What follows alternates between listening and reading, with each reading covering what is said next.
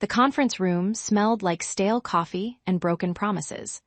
Donald Flint cleared his throat for the 5th time in 3 minutes, his eyes darting everywhere except at me. Hazel, we've decided to go with someone else for the senior developer position. But next season, you're definitely. I stopped listening. 5 times. 5 times I'd sat in variations of this exact conversation. 5 times I'd heard, next season, like it was some kind of consolation prize.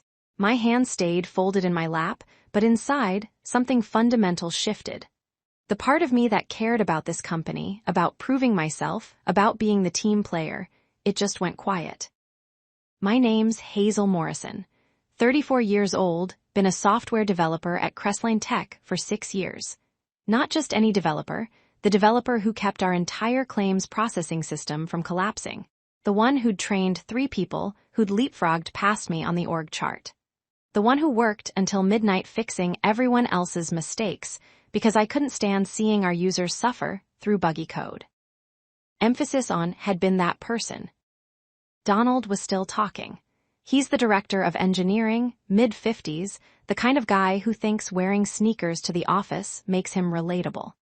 We really value your contributions, and your technical skills are solid, but we felt that Derek brings a more strategic vision too.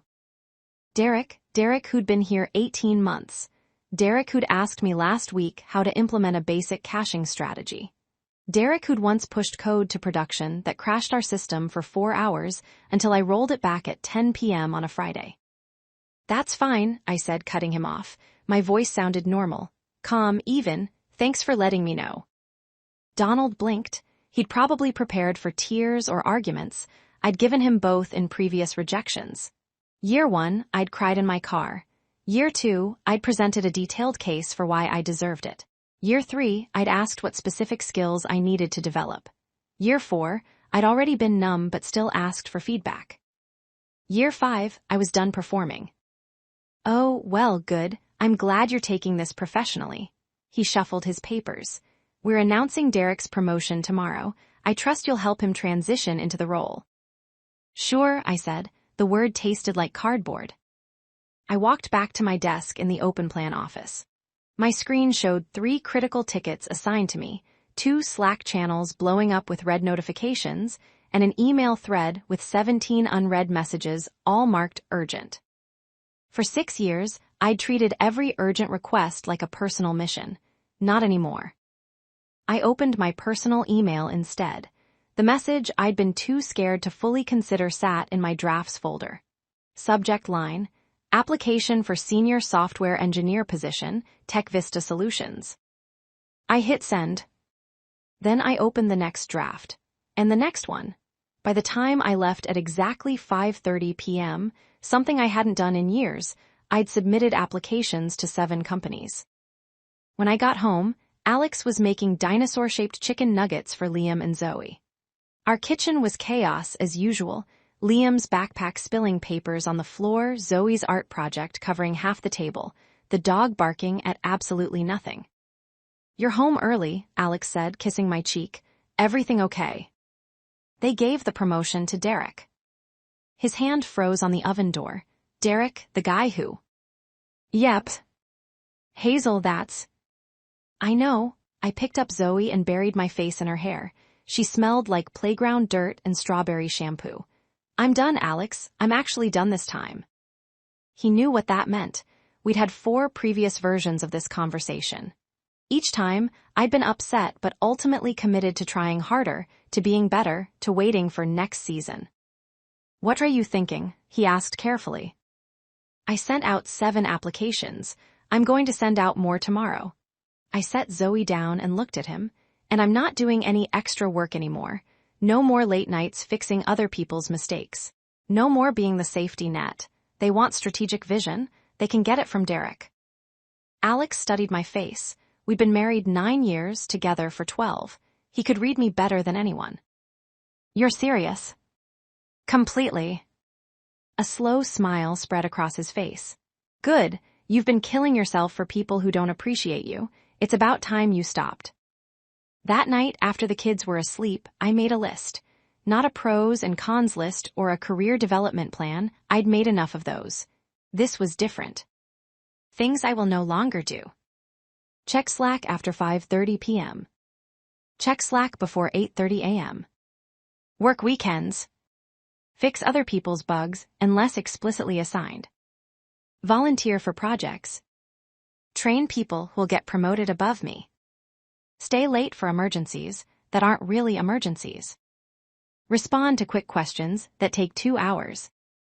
Pretend I'm not looking for other jobs. Things I will do. My assigned work only. Leave at 5:30 p.m. every day. Take my full lunch break. Use all my vacation days. Interview aggressively. Update my resume weekly with new skills. Learn the technologies I want to learn, not what the company needs. Spend time with my kids. Remember, I'm a person, not a resource. I stuck it inside my desk drawer where only I could see it. The next morning, Donald sent the department-wide email announcing Derek's promotion to senior developer. The congratulations messages flooded in. I sent a brief congrats and got back to my assigned ticket. 30 minutes later, Derek appeared at my desk. He had that sheepish look people get when they know they didn't really earn something. "Hey, Hazel, I know this might be awkward, but..." "Congratulations on the promotion," I said, not looking away from my screen. "Thanks. Listen, I'm really going to need your help getting up to speed on the legacy systems. I know you built most of the claims processor, and honestly, that code is pretty complex. I'll help with anything that's part of my job responsibilities," I said, still typing. "If Donald wants to assign me specific training tasks, he can put them in my queue." Derek shifted his weight. "Right, yeah, of course. I just meant, informally, like how you've helped me before." Before, I would have said yes immediately. Would have set up meetings, created documentation, walked him through every function and module. Would have made sure he succeeded even though it meant my own work got pushed to nights and weekends. "I've got a pretty full plate right now," I said, "but I'm sure you'll figure it out. You've got that strategic vision." The words came out more pointed than I'd intended, but I didn't take them back. He left looking confused. Good, let him be confused.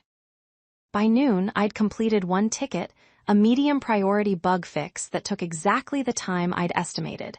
I didn't rush, didn't cut my lunch break short, didn't immediately grab the next urgent issue. My phone buzzed with a Slack message from Todd, one of the other developers. "Hey, the payment integration is throwing errors in production. Can you take a look? You fixed something similar last month." Old Hazel would have dropped everything. New Hazel checked the ticket system.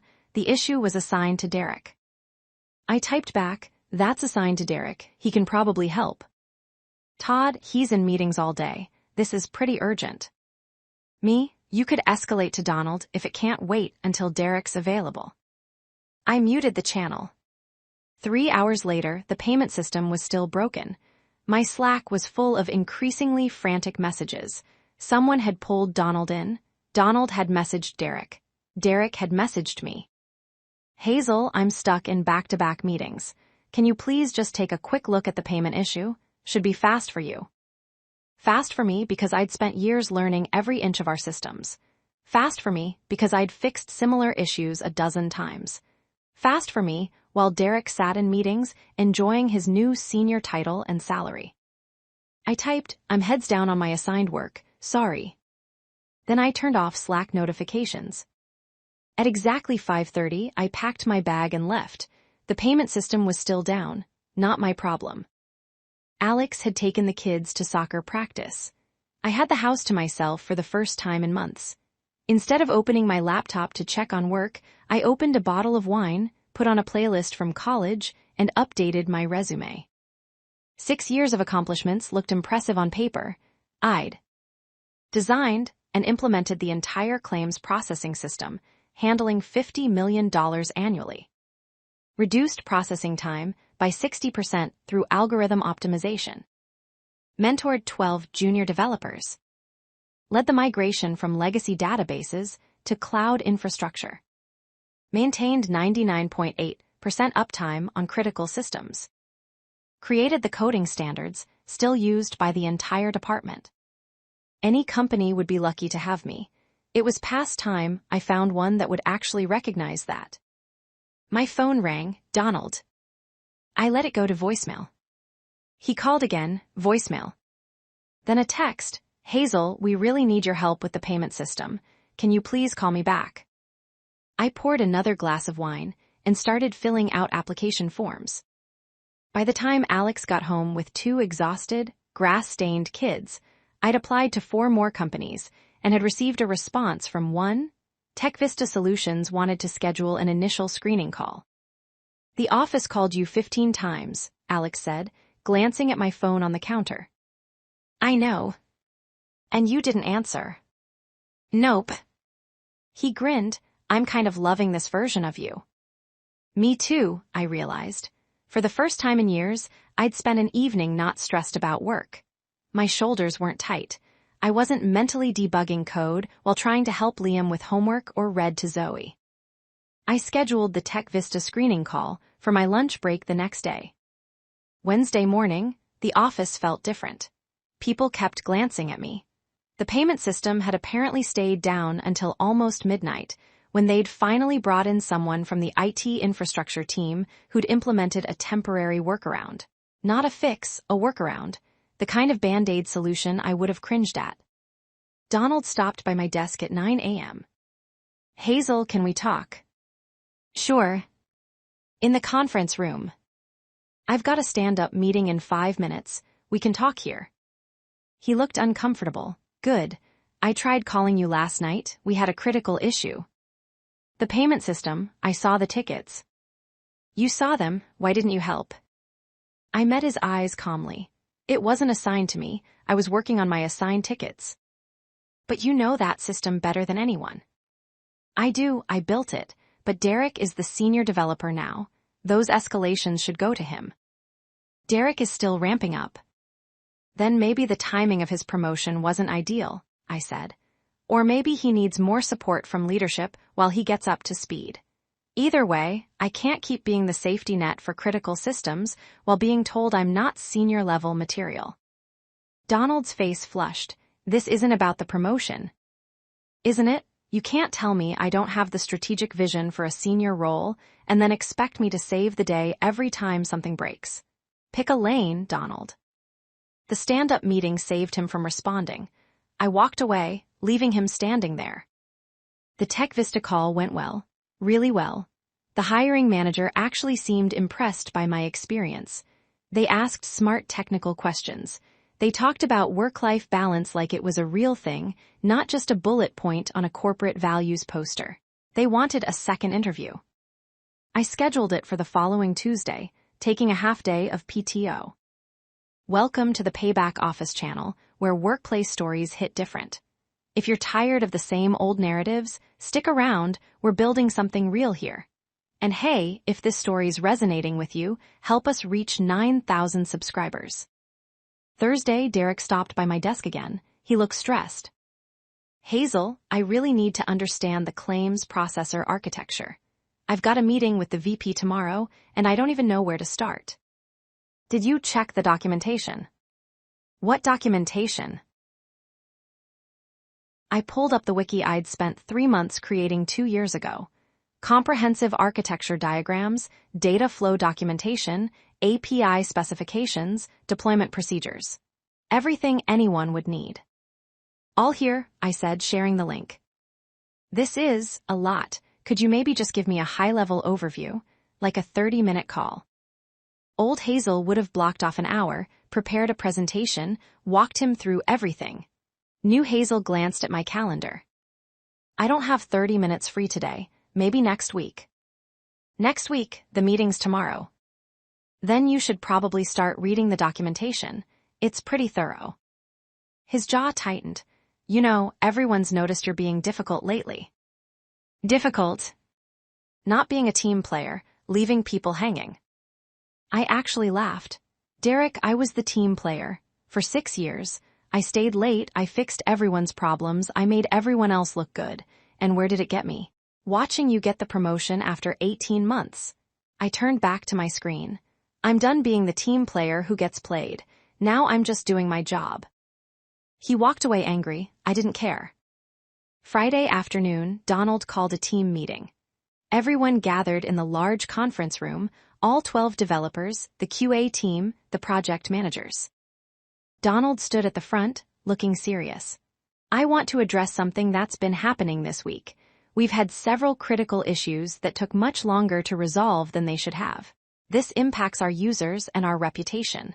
His eyes found mine. We need everyone contributing, not just doing the bare minimum. Several people glanced my way. I've always believed we're a team here, Donald continued. We help each other. We go above and beyond when needed. That's the culture we've built. I raised my hand. Every head swiveled toward me. Yes, Hazel.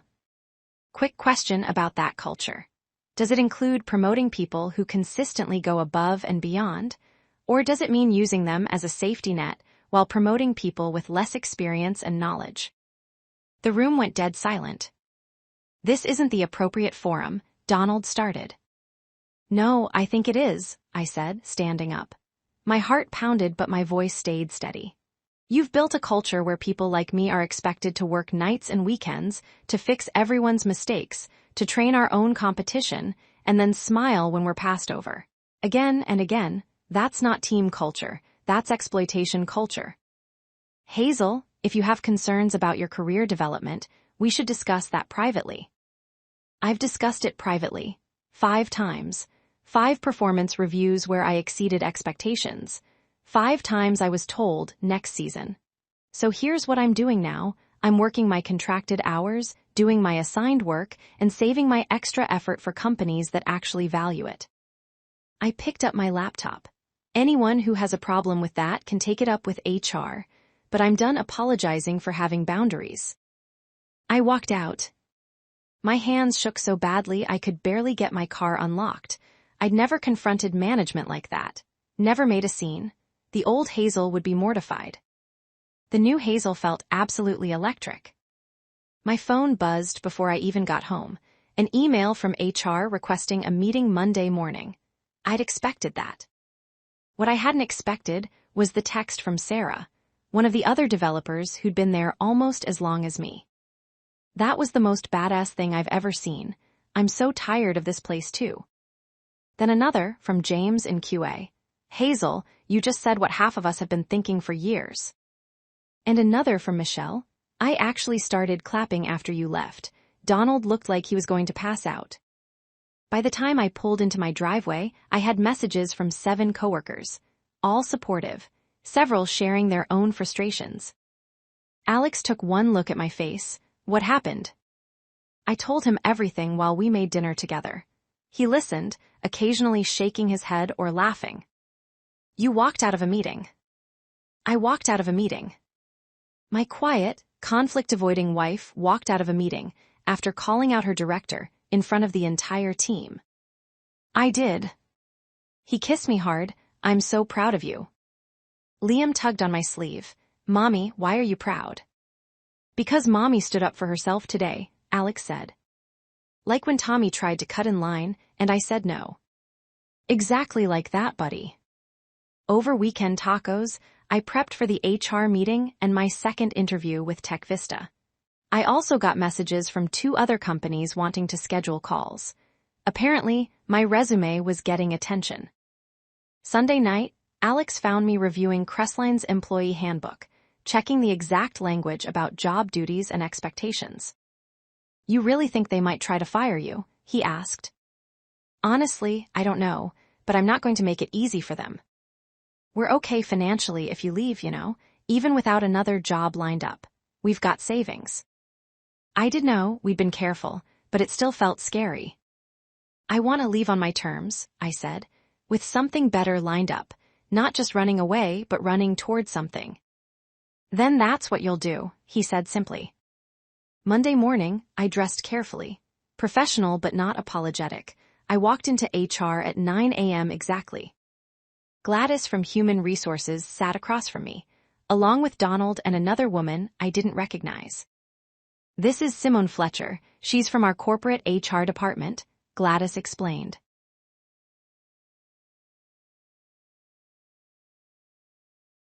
Great, they'd brought in reinforcements. Hazel, we wanted to discuss Friday's incident, Simone began. She had that smooth, corporate voice that gave nothing away. Donald felt your comments were inappropriate and disruptive. I disagree, I said calmly. I was responding to statements Donald made about team culture and expectations. My comments were directly relevant. You questioned management decisions in front of the entire team. I questioned a pattern of behavior that's affected my career development. That seems like something that should concern HR, actually. Simone's eyebrow twitched. What pattern? I pulled out my folder. I'd come prepared. 5 years of performance reviews, all marked exceeds expectations or outstanding.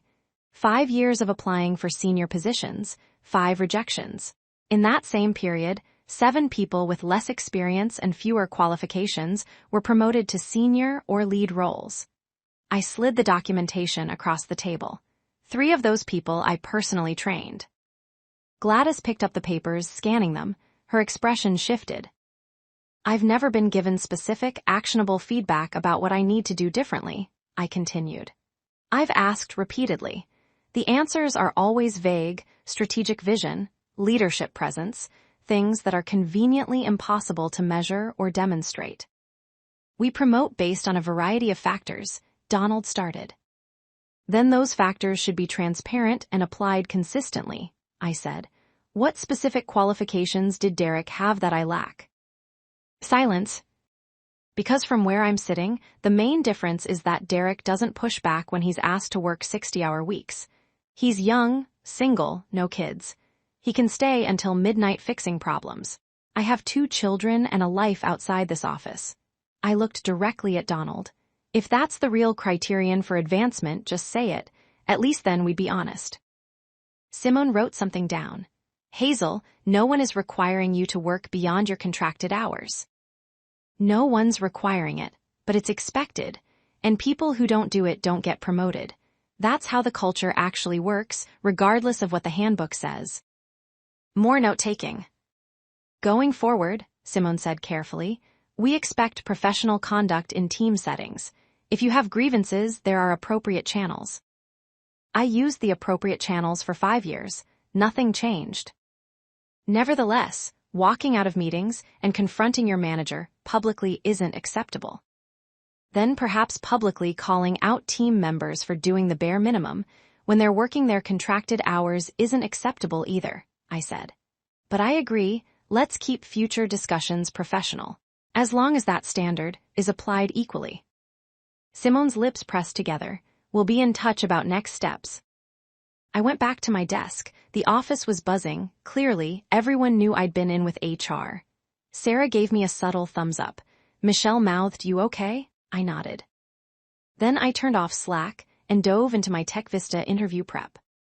The second interview happened during my lunch break, conducted from my car in the parking lot. 2 senior engineers and the department VP.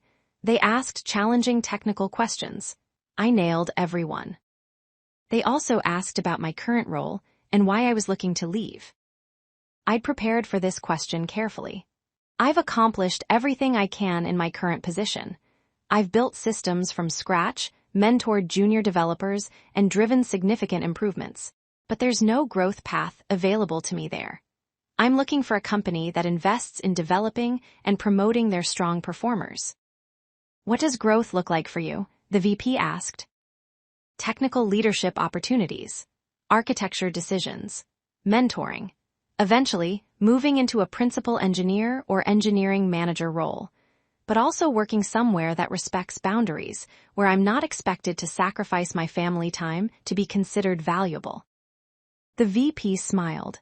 That's refreshing. A lot of candidates just tell us what they think we want to hear. I'm past the point of performing, I said honestly. I'm looking for the right fit, not just any job. We'll be in touch soon, she said, but I'll tell you off the record, I'm impressed.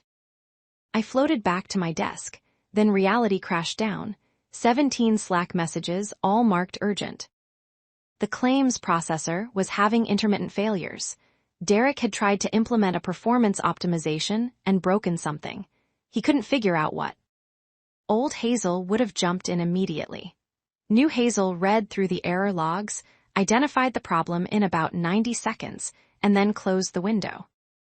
Derek appeared at my desk 10 minutes later. Hazel, I know you're upset with me, but people are counting on this system.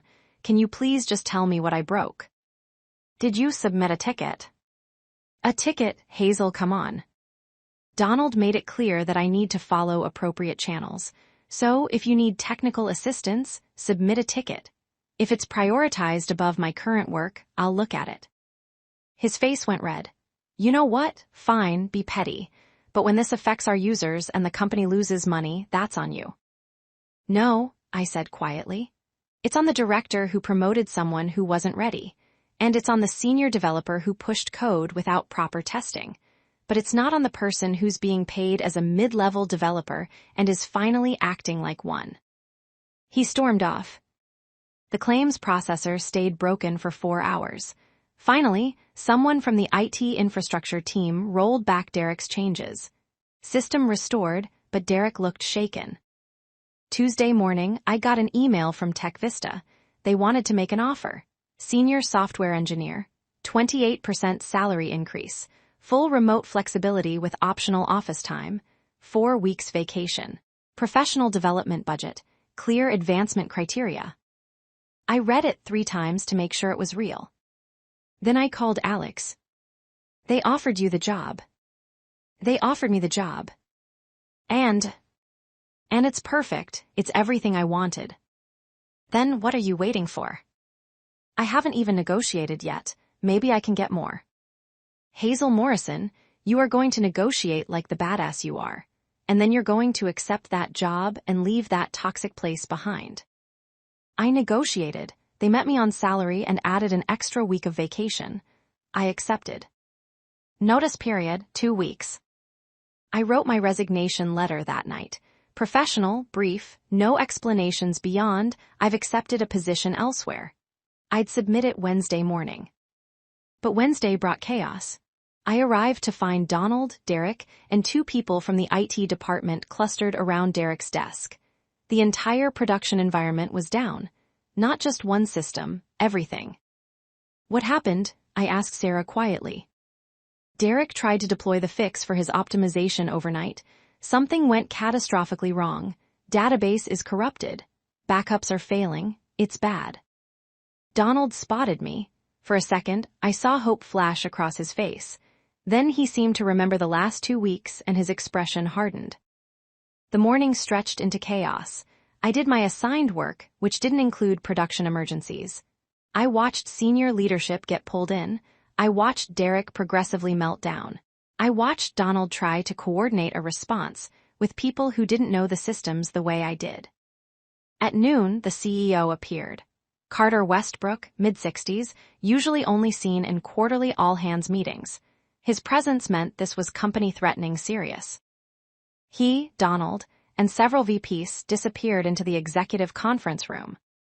My phone buzzed. Donald, Hazel, can you please come to the executive conference room? I grabbed my notebook and went. Every head turned when I walked in. Carter stood at the head of the table, looking grim. Donald looked exhausted. The CTO, the COO, and the VP of operations all looked stressed. Hazel, thank you for joining us, Carter said. I understand you built most of our core processing systems. I did.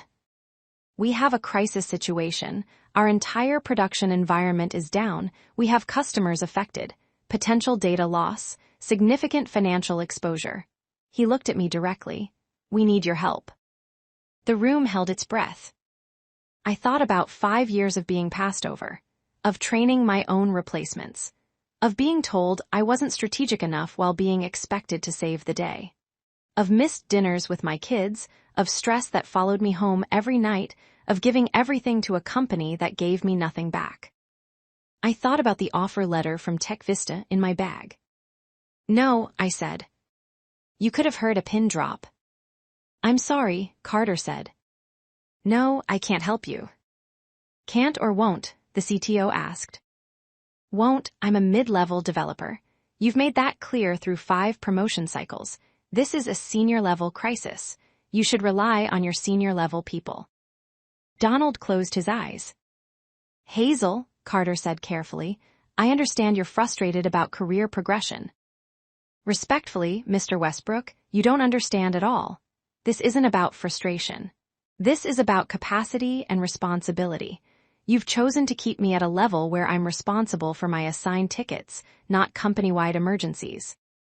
We'll make this worth your while, the COO interjected. Bonus, immediate promotion consideration. I don't want consideration. I've had 5 years of consideration. I pulled the resignation letter from my notebook and placed it on the table. I'm giving 2 weeks' notice. I've accepted a senior engineer position elsewhere, a company that recognized my value before they desperately needed me. Carter picked up my letter, scanned it, and set it down slowly. What would it take for you to stay? Name your terms. It was tempting, so tempting. Not because I wanted to stay, but because I wanted to hear them finally admit what I was worth. There are no terms, I said. You can't undo 5 years of being undervalued with one crisis negotiation. If you'd wanted me to stay, you should have promoted me any of the 5 times I'd earned it. You should have appreciated me when things were running smoothly, not just when they're on fire.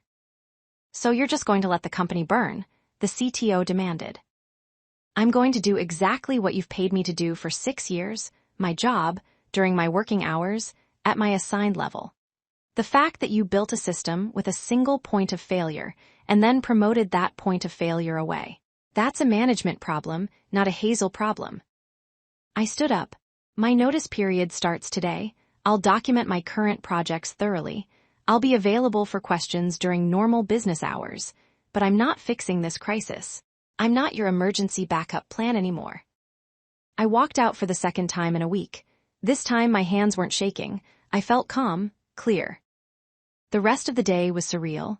Word spread fast. My coworkers were split between impressed and horrified. Sarah high-fived me in the hallway. James looked at me like I'd grown a second head. Donald didn't speak to me for the rest of the day. They brought in emergency contractors, 3 of them at probably triple my salary, to try to untangle the mess. I heard they were making progress, but slowly. At 5:30, I left. Alex had picked up the kids and ordered pizza. How was work? He asked with a grin. I quit. What? I showed him the TechVista offer letter and told him about the executive meeting. You walked out on the CEO. I politely declined to solve their crisis. Zoe climbed into my lap. Mommy, are you happy? I realized I was smiling. Yeah, baby, Mommy's really happy. Then I'm happy too, she declared. Liam looked thoughtful. Is it okay to say no when people ask you to do stuff? When they're asking you to do things that aren't fair or aren't your responsibility? Absolutely, I said. Always stand up for yourself. Like you did. Like I did. The next 2 weeks were fascinating. The contractor team got the system stable but not fully fixed. They needed my documentation and institutional knowledge. I provided both during working hours in written form with no extra handholding. Derek was removed from the senior developer role. Apparently, the CEO had strong feelings about the disaster. He was quietly moved to a different team. Donald tried 3 times to have career conversations with me. I declined each time. There was nothing to discuss. Sarah and 2 other developers submitted their resignations the same week. The exodus was noticed. HR scheduled an exit interview with me. Simone Fletcher conducted it. What would have made you stay at Crestline? She asked. Recognition before crisis. Promotion based on merit. Leadership that values contributions in real time, not just when they're absent. A culture that doesn't expect people to sacrifice their lives to prove their worth. She wrote furiously. For what it's worth, she said quietly, your situation triggered a company-wide review of promotion practices. Several patterns emerged that are concerning. Will anything actually change? I don't know, she admitted, but you've made an impact. My last day was surprisingly emotional, not because I was sad to leave, but because of the people. Sarah cried. James gave me a handmade certificate declaring me most valuable player who was never made senior. Michelle organized a lunch with the team members who'd become real friends. Even some of the junior developers I'd mentored thanked me. You taught me it's okay to have boundaries, one said. Donald didn't say goodbye. Carter stopped by my desk at 4 p.m. I wanted to personally wish you well, he said, and to apologize. I reviewed your file. You should have been promoted years ago. Thank you for saying that. I don't suppose. No, I said gently, but I appreciate the acknowledgement. He nodded and left. At 5:30 on my last day, I packed up my personal items, wiped my computer, turned in my badge, and walked out of Crestline Tech for the final time. Alex and the kids were waiting in the parking lot, holding a homemade "Congrats, Mommy" banner that Liam and Zoe had decorated with every marker they owned. I cried, happy tears this time. Tech Vista started the following Monday. The difference was immediate. My manager, Olivia, met with me day one to outline growth paths. The team welcomed me warmly. The work was challenging and respected. I left at 5 every day without guilt. 3 months in, Olivia pulled me into her office. I wanted to give you a heads up. We're opening a principal engineer position. I think you'd be perfect for it. Interested? My heart jumped. Absolutely. Great. The application process is straightforward. Submit your case, interview with the panel, decision within 2 weeks. We believe in transparent advancement criteria. I applied, I interviewed. 2 weeks later, I was promoted to principal engineer. 8 months total from mid-level developer at Crestline to principal at Tech Vista. I heard through former coworkers that Crestline hired 2 senior developers to replace me and the institutional knowledge I'd taken. They were still dealing with technical debt from the crisis. Donald left 6 months after I did. Apparently, the VP of engineering position he'd been angling for went to someone else. Sarah landed at a great startup. Michelle went to a competitor and got a lead position. The exodus I'd started turned into a wave. Crestline's engineering reputation took a hit. I should have felt vindicated. Mostly, I just felt free. One Saturday morning, about a year after leaving, I was at the farmer's market with Alex and the kids when I ran into Derek. He looked uncomfortable. Hazel, hey. Derek. I heard you're doing well, principal engineer. I am. That's great, really great. He shifted his shopping bag. Look, I've wanted to say, I'm sorry for how everything went down. I was in over my head, and instead of admitting it, I let you take the fall. That wasn't right. I studied him. He looked genuinely remorseful. I appreciate that, I said. Are you still at Crestline? No, I left about 4 months after you did. The whole experience kind of wrecked me, honestly. I realized I'd been promoted too fast before I was ready. I took a regular developer role at a smaller company. It's better. Less pressure, more learning. Good, that takes self-awareness. Your walking away taught me something, he said, about knowing your worth and not letting people exploit it. So, thanks, and again, I'm sorry. We parted ways cordially. I realized I didn't harbor any anger toward him anymore. He'd been a symptom, not the disease. The real issue was always the system. Companies that built cultures around exploitation, that rewarded endless availability instead of actual competence, that kept people hoping for next season while extracting maximum value. I'd finally stopped playing that game. If you've made it this far, thank you for hearing my story. If you're in a similar situation, trapped in the next season cycle, let me tell you, you're not stuck. You're valuable. Your skills, your knowledge, your time, they all have worth. Don't let anyone convince you that setting boundaries makes you difficult. It makes you human. And if your current company can't see that, there are others who will. Subscribe if this resonated with you, because there are more stories like this that need to be told. Stories about finding your worth and refusing to settle. These days, I leave work at 5. I'm home for dinner. I help with homework. I read bedtime stories. I build complex, elegant systems during the day and build blanket forts at night. I'm challenged professionally and respected personally. I'm advancing in my career without sacrificing my life. And every single time I decline a meeting after 5 p.m., every time I take my full vacation, every time I set a boundary and watch it be respected, I remember sitting in that conference room, hearing, next season for the 5th time, and deciding I was done waiting. Best decision I ever made. My team at TechVista knows they can count on me. They also know I have a life outside work. Those two things aren't contradictory, they're complementary. I'm a better engineer because I'm not burned out.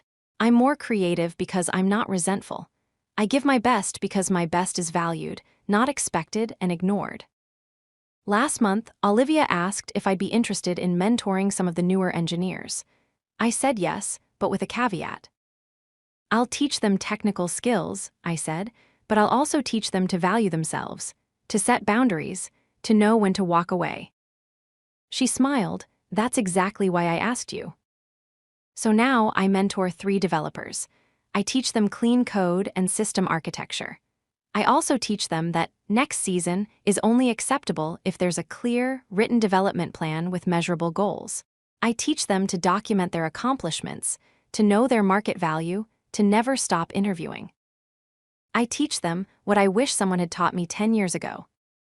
One of my mentees, Tyler, reminds me of my younger self. Brilliant, hardworking, eager to prove himself. He was working nights and weekends regularly. Tyler, I said during one of our sessions, why are you working 70-hour weeks? There's just so much to do. Is it your work or other people's? He hesitated, some of both. Stop doing other people's work. You're not being helpful, you're being exploited, and you're setting an unsustainable precedent. But I want to be seen as valuable. You are valuable because of your skills and output, not your availability. Companies that only value your willingness to be exploited aren't worth your time. He looked uncertain but thoughtful. 2 months later, he thanked me. He'd set boundaries, started leaving at reasonable hours, and actually got praised by his manager for improved efficiency. Turned out he was making fewer mistakes when he wasn't exhausted. That's the thing they don't tell you about hustle culture.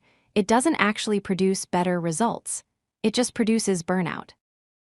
Sometimes Alex asks if I regret not speaking up sooner at Crestline. I don't. I learned what I needed to learn, including what I wouldn't tolerate anymore.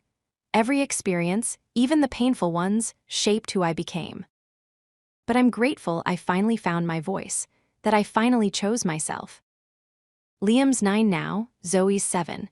They're growing up watching a mom who works hard but also knows her worth, who sets boundaries and keeps them, who doesn't apologize for having a life outside work. I hope they learn from that. I hope they never let anyone make them feel like their value depends on their willingness to be exploited. The other day, Zoe asked what I do at work. I build computer systems that help people, I said. Are you good at it? I'm very good at it. Does your boss know you're good at it? I smiled. Yes, baby, my boss knows. Good, she said seriously, because you should only work for people who know you're good.